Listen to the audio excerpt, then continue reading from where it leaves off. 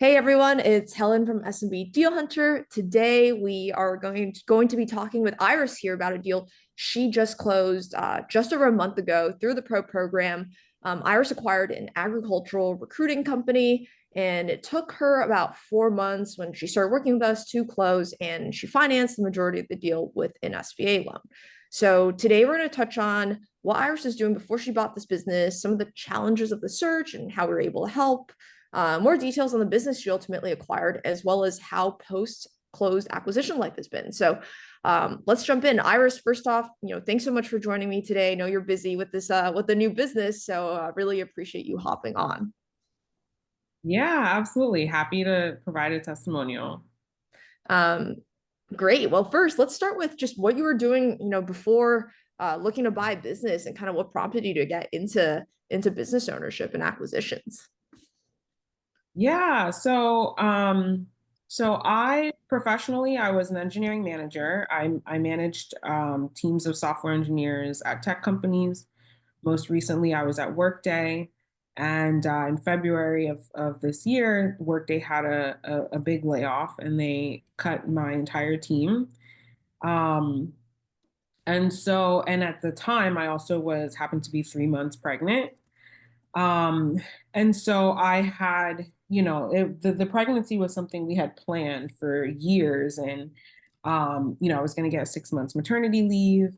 My husband was going to be a stay-at-home dad for a period of time. Like we had this whole grand plan.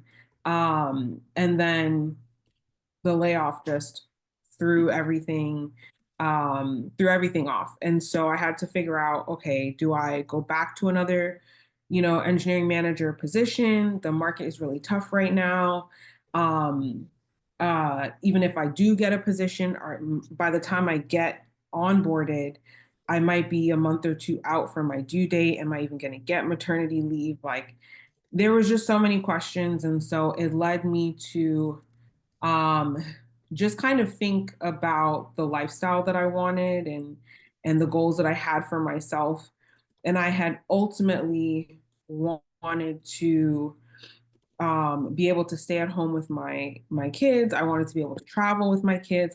I've always wanted to homeschool my kids for the first 7 to 8 years. And I had this vision for my life that I thought I had to kind of wait to execute. Um, and when the layoff happened, it allowed me to just kind of entertain the idea that maybe I could achieve those things sooner. And business acquisition was just seemed like a really great path to get there. I will say that I had previously had my own business. Um, and so I've had experience with entrepreneurship.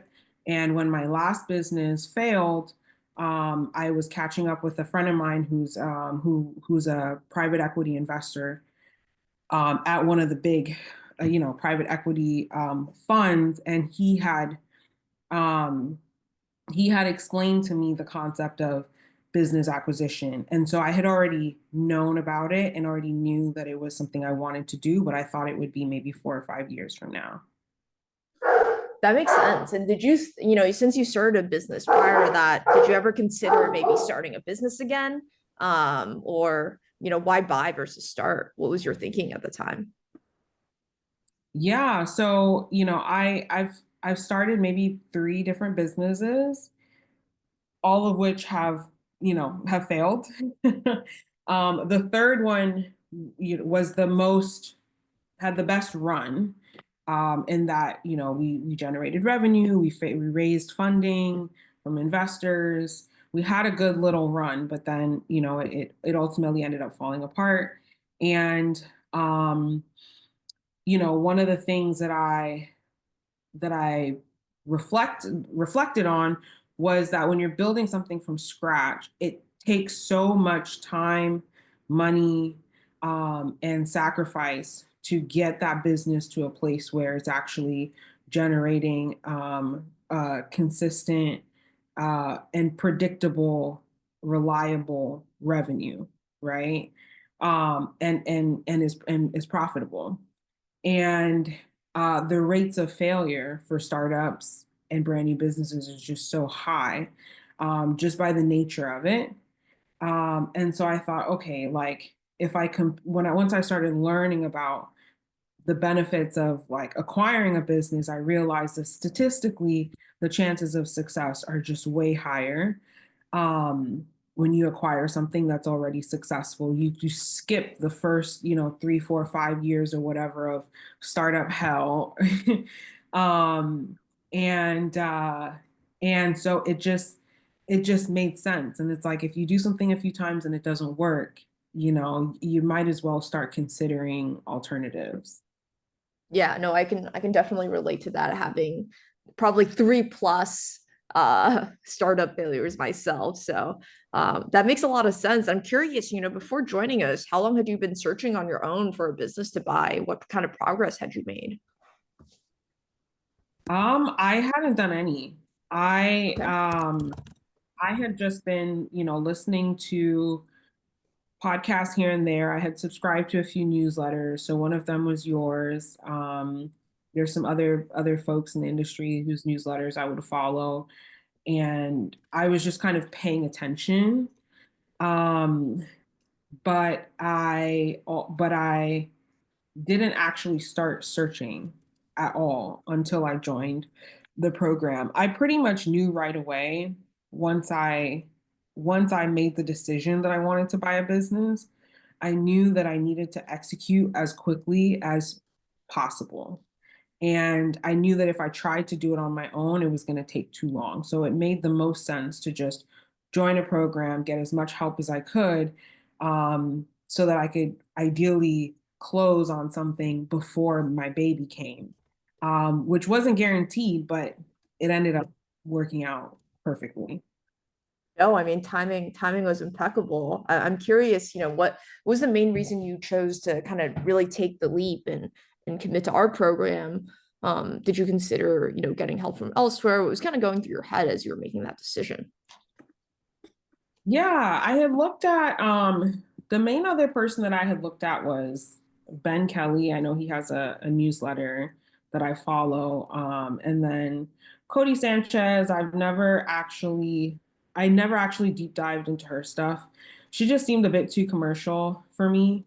So I had always kind of written her off from the beginning.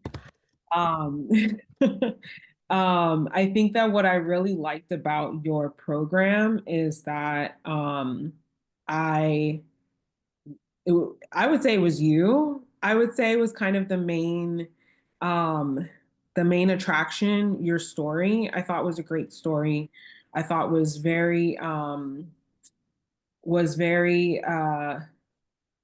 admirable in a way, in that you had your success with your company, and then you decided you wanted to focus on taking those profits and buying small businesses, but also teaching other people how to do it. I felt like you were very personable, very real, and I could tell that you had a genuine desire to help people.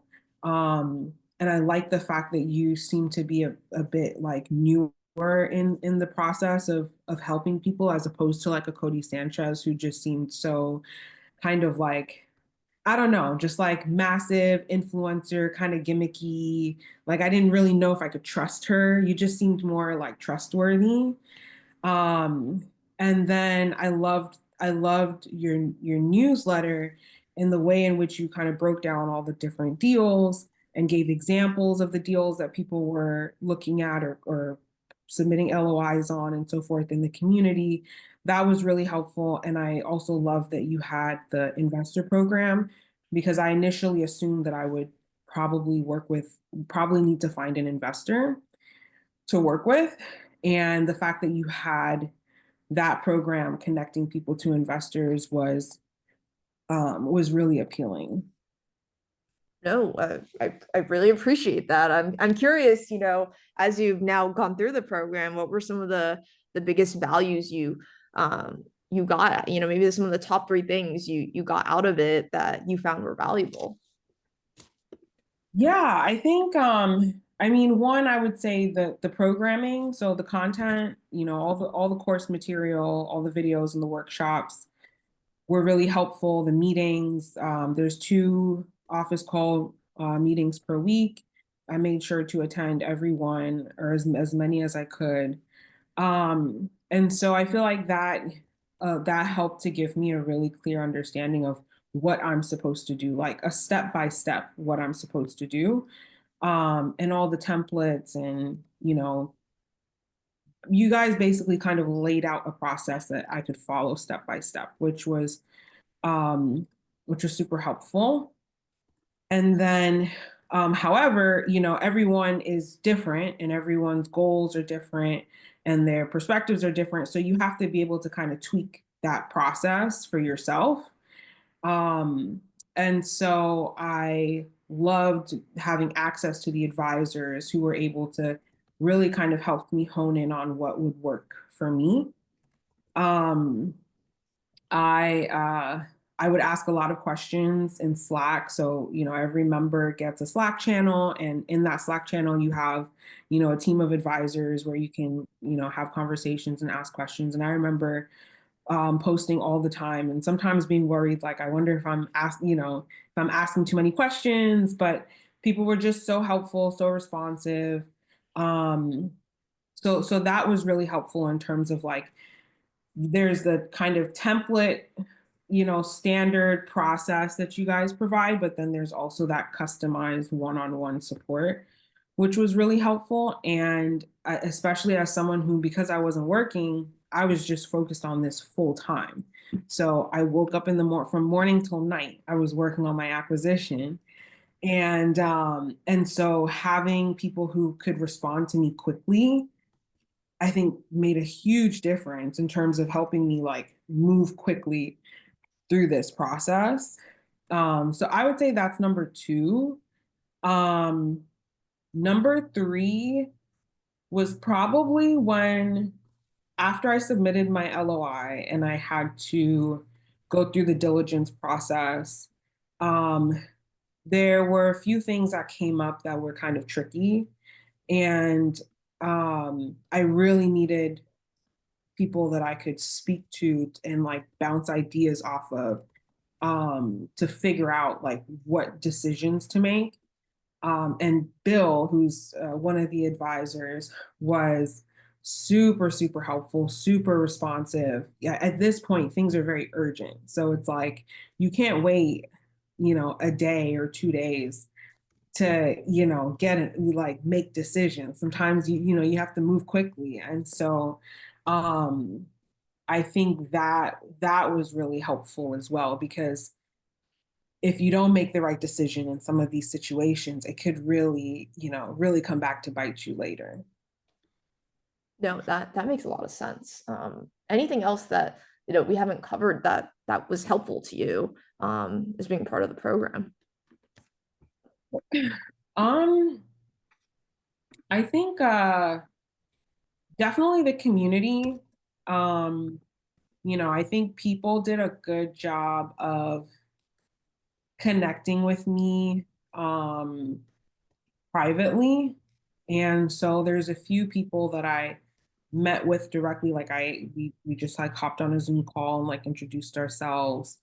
A few people who we would just talk about our deals and our process and private channels.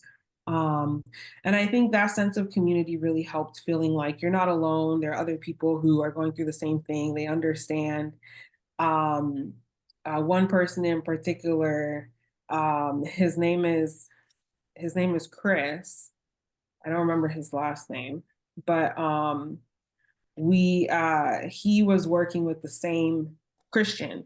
He was working with the same bank that I had worked with, and he had closed um, like right before I had started my closing process, and there were a few challenges that I was having with the process, and he was able to give me a lot of tips and advice that if he hadn't given me that advice, I think it's very possible that I wouldn't have closed as on time. Like, and it may have taken, twice as long to finish.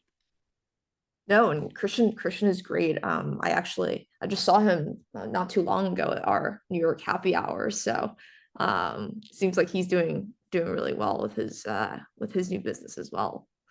Um, Yeah. let's sort of segue into the business you actually acquired. I mean, we haven't spoken about it yet, but tell us about the business you acquired. Maybe some of the high level deal terms, just what attracted you to the business, and you obviously looked at a lot of deals. So what jumped out at you about this one? Yeah. So when I first started my search, I was very open. I was like, I was open to home services. I was open to businesses that had, physical locations. I was open to like medical and this and that.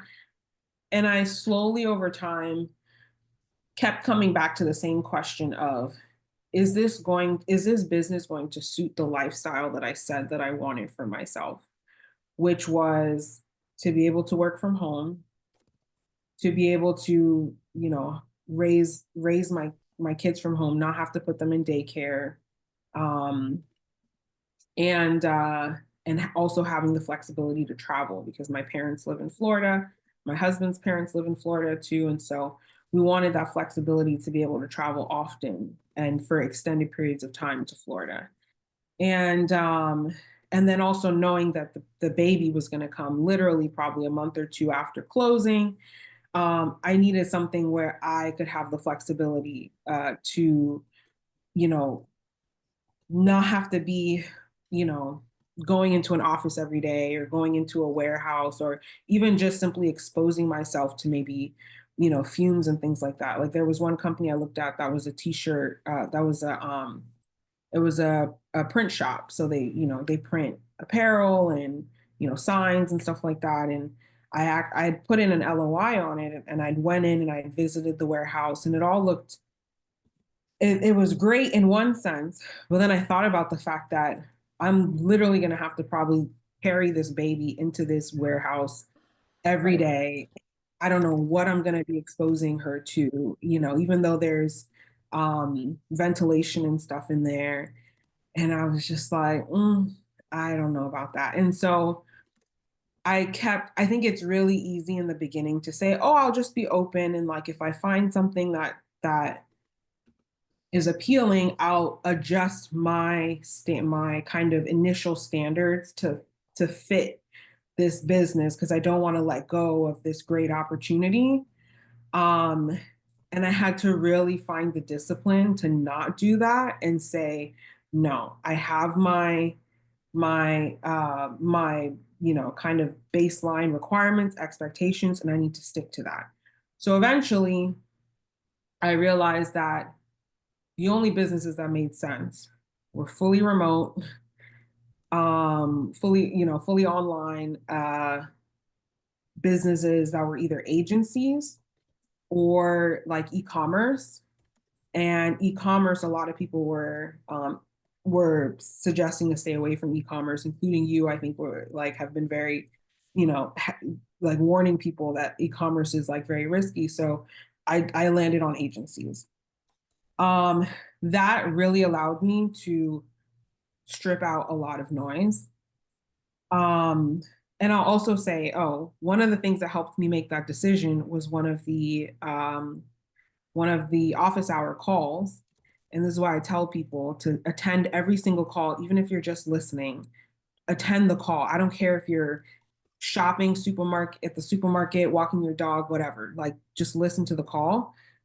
And someone on the call said, I'm only looking at agencies. That's it. And I remember thinking to myself, I didn't even know you could do that. I didn't even know you could be so specific. And that was when I was like, okay, I'm only going to look at agencies. So, anyways, so yeah, so I narrowed it down. So then I started getting things like recruiting agencies. I started getting like software development agencies, which software would have been a fit for my background. And I was really excited about that. Consulting agencies. This one popped up as a recruiting agency. It didn't initially say recruiting. It just said, it didn't initially say agriculture. It just said recruiting. Once I requested the SIM, I saw that it was agriculture, and I immediately was like, no. I immediately I immediately wrote it off. I was like, agriculture, like I don't know anything about agriculture. it just felt too random, too niche, too out of my wheelhouse. So even though the numbers were pretty good, like really good numbers, I just wrote it off. And also, to be fair, also the price that was the listing price was also um gonna be too tight. It could work, but it was gonna be very tight, and my take home would be less than ideal. So I just kind of wrote it off, but I had asked a few questions, and the broker got back to me, and I never responded. And then maybe a few weeks or a few days later or something, the broker followed up and was like, "Hey, are you still interested in this deal?" And I was like, let me look at it again. So I looked at it again, and I was like, you know what? These numbers aren't too bad, you know? Um, and so I just started becoming more open, and I kept kind of like not expressing like clear interest, but the broker kept following up with me and also eventually emailed me and said, "Hey, the seller is like really motivated to sell, and he's also willing to drop the price." And he ended up dropping the price by a significant amount. And so, or like the range that they were open to. Once that price, once they mentioned they were willing to drop the price and I reran the numbers at a lower price, it was like, okay, this is actually a great deal. Like number wise, it's perfect. Now I just have to get over the fact that it's agriculture. So I did my research and realized that, agriculture it has its fluctuations, but it is a largely recession proof industry. It's a lifeblood of the United States and most countries. um, we have there's a significant incentive for the government to make sure that agriculture doesn't ever kind of like fall below a certain doesn't ever struggle too much, right? And and and also it's niche, but it's not niche enough that I couldn't learn it. um and so yeah, I just started to become more open, and eventually had a meeting with the seller and the broker, and loved the seller in that meeting. The seller was a big part of selling me on this deal because he just seemed like a really genuine person who really cared about the business, cared about his team, cared about finding the right seller. He was not like money hungry or greedy or trying to like, take advantage of anyone. He seemed like a really great person to work with. And for me, that's really important. Vibes, vibes is Big vibes person. yes, yes. So the seller did was a big aspect of that as well. No, that makes a lot of sense. And tell us, now that you're sort of on the other side, you actually are the owner of the business. What does your day to day look like? Is the business sort of everything that it was marketed to be? I'm curious, and how do you feel, with the baby coming anytime now? Yeah, yeah. So it has been great so far. The team is great. Granted, it's a small team. It's only two recruiters and the seller. The two recruiters do, of course, all of the recruiting. One recruiter did like some client management, and then the seller did the majority of the rest of the client management and communications. And so I knew from the beginning, and we had discussed this in our kind of diligence process, that I didn't want to take over client management from the seller. That was just going to be too much, and I think would tie me too much to the kind of day-to-day revenue generating aspect of the business. And he had and when we had talked about the recruiters and their personalities and kind of their goals and so forth, both of them had wanted to do more account management. And so we decided up front that he was just going to transition all of the account management to the recruiters, and they would operate as like hybrid recruiting and account management. So I think that was a really important decision to make, and has essentially kind of freed me from having to do any of the core kind of day-to-day work. Um, and that allows me to focus on all of the administrative stuff, the strategy, the planning, um, the accounting and finance and so forth, which is all stuff that can be done on a more kind of like flexible schedule. So I would say my day to day is I wake up, we have a morning meeting at 8:30. It's a check-in. Um, I jump on that call and I listen through the chat, the updates on different candidates and different clients and what's going on. And then I spend the rest of my day working on, primarily, I would say, again, like administrative operational things, which, um, for the first few weeks was heavily related to the transition. So making sure all accounts are transferred to me, all passwords are transferred over.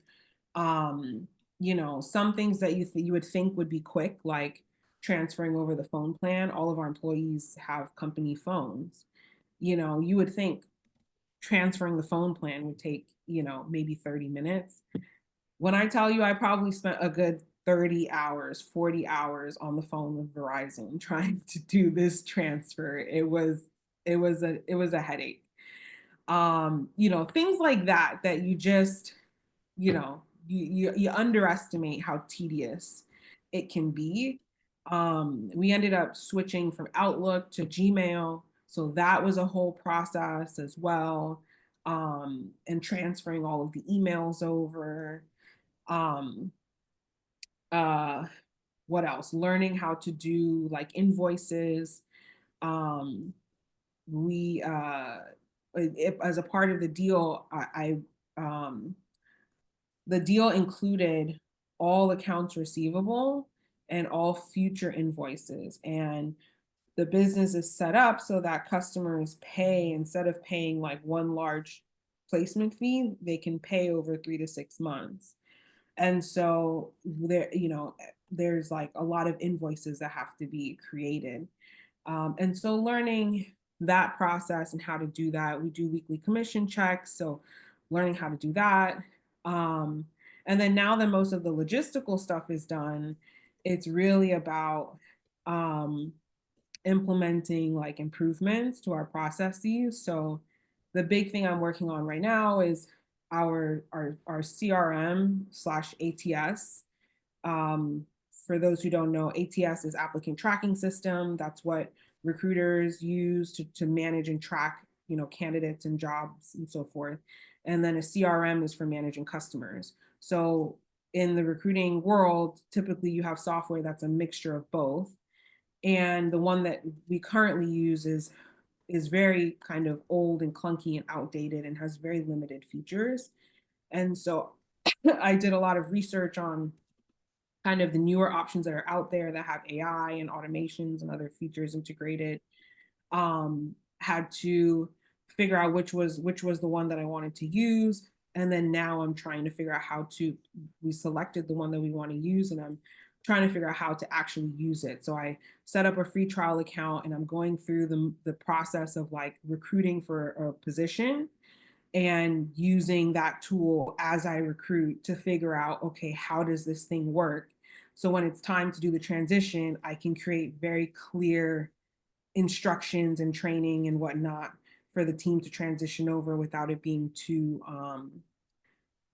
disruptive. So I think a lot of the work that I'll be doing is going to be very kind of project based, you know, and yeah, that's what I'm up to. No, it's super exciting that a month in you're already thinking about implementing improvements and actively actioning on those. I mean, that's best case scenario. I'm curious, how does it feel to, be a business owner again, but this time of a business that's, I guess, already successful, already sort of running and has product market fit? What does it feel like, running a business like this versus maybe back your old job or back when you were a startup founder? Yeah. Oh my God, I love it. I mean, first off, I've always loved running my own business. I've always loved managing teams. as well, right? I'm an engineering manager. So it's like I get to do the two things that I love to do, but there's a lot of ambiguity and creativity and kind of freedom that I have to, make the decisions and, guide the direction of things. I love the flexibility in my schedule, being able to work from home. It's a fully remote team. Um, I would say I love the fact that I get a paycheck from day one. I'm on payroll and I'm getting paid, which was never a thing when I was building from scratch. In fact, the one business where we were able to pay ourselves, I mean, the salary was just so tiny, I you couldn't live on it, and on top of that, paying myself also helped to what contributed to the business not being as sustainable because it depleted the like little money that we actually had. Whereas in this situation, there's enough money to pay myself, pay everyone, you know, cover all of our expenses and have some left over. Um, and so, yeah, that is great. I mean, I'm not making nearly as much as I was making as an engineering manager. I had a very lucrative career. I made very, very, very good money.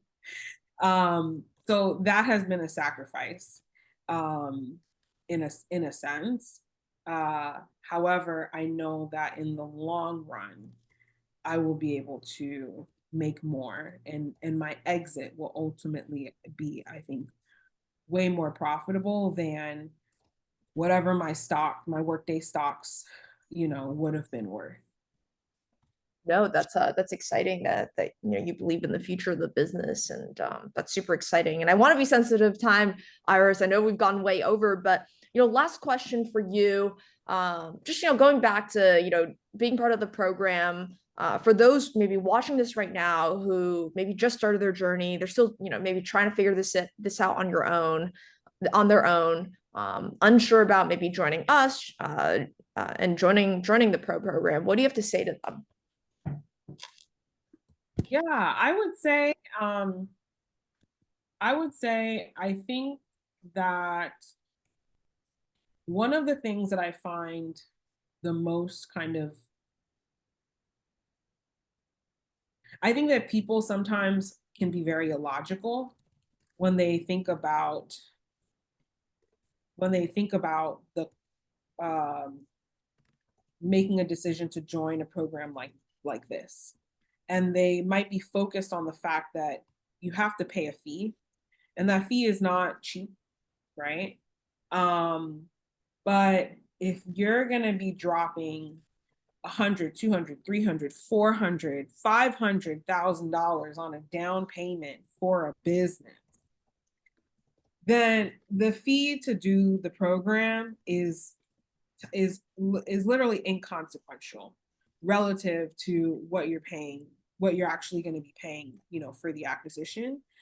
And I think the benefit of the program, um, you know, for comparatively is just so immense that I just don't see why you would want to do it on your own. I don't know. I think, the average search takes like 2 years if you do it on your own or something like that.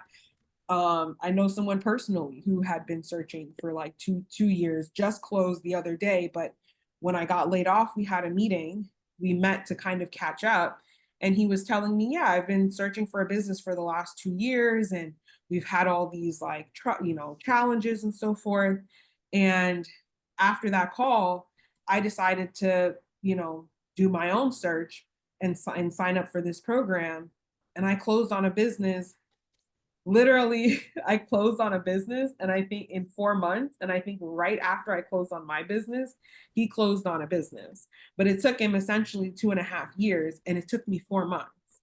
You know what I mean? Like, it just, I would just say it's worth it. But I would say the one caveat is, it's not a magic it's not like a magic wand. It's not like you join the program and you magically get a business. Like you still have to do the work, you still have to put in the effort. And the more work and effort you put in, the faster things will go. No, I absolutely agree with all that, Iris, and that's great insight into your journey. And thank you so much for walking us through all of it today. Really, really appreciate it. I'm super excited for you, both for the baby as well as the business, and where everything's gonna go. So let's please stay in touch. Hope to bring you into one of the post acquisition panels soon. I know we did one right before you closed, but next one you'll have to be on. So I'm excited for that, and excited to continue following along. Yeah, I'd love to do the panel. And maybe once I get further along, I think I'll be more open to sharing more detail, more of the like finer details about the deal, and maybe some of the financials and so forth, because it was a really great deal, and I think people should know that great deals are possible. You don't have to pay 5x or 4x for a No, business. 100%. We'll have to do a follow on to this one a couple months from now. I'll definitely be in touch. Yeah, I'm happy to. Well, thank you again, and I'll let you get back to it. But yeah, thanks so much again, Iris, and excited to keep following along.